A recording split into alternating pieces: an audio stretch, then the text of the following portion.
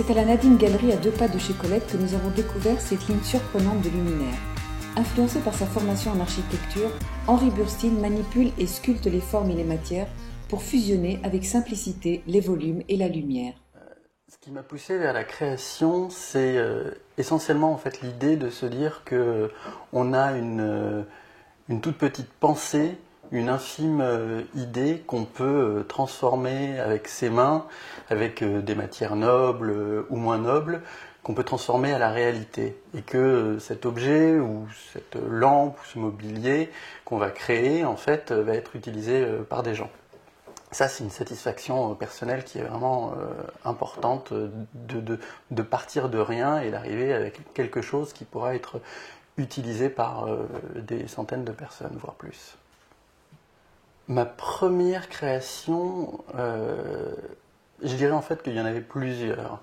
Je crois que j'ai commencé à vouloir créer des objets, ou du moins des choses utiles, aux alentours de 15 ans, 16 ans, et en fait c'était plusieurs. Je démontais des lampes qu'il y avait chez mes parents, et je refabriquais d'autres lampes. Alors c'était des lampes de console, des lampes de chevet, des lampes de bureau. Quand je crée un objet, en fait, le point de départ de l'objet, c'est pourquoi je le crée et quelle sera sa fonction, en fait. Sa fonction, c'est de se dire, si c'est une lumière, c'est qu'elle a besoin soit d'éclairer un endroit d'une manière ponctuelle, soit d'éclairer une pièce et mettre une ambiance, aider à lire. Donc l'inspiration, en fait, ou du moins le déclenchement de la démarche, vient du besoin et de la fonction qu'on va avoir avec cet objet. Ensuite, les inspirations sont des inspirations qui sont essentiellement architecturales.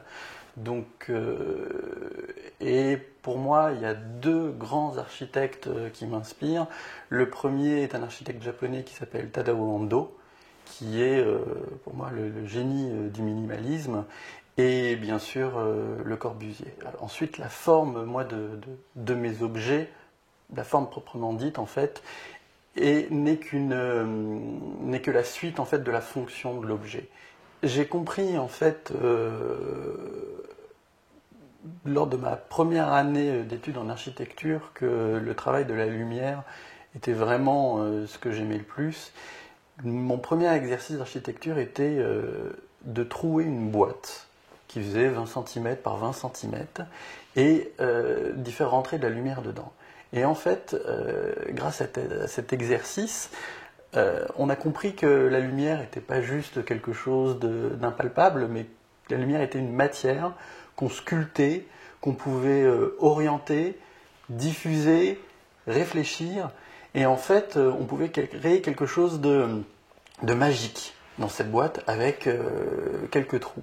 Et à partir de ce moment-là, c'est là où j'ai compris qu'en fait, on pouvait faire des choses merveilleuses et surtout, en tout cas, être heureux et satisfait de ce qu'on fait.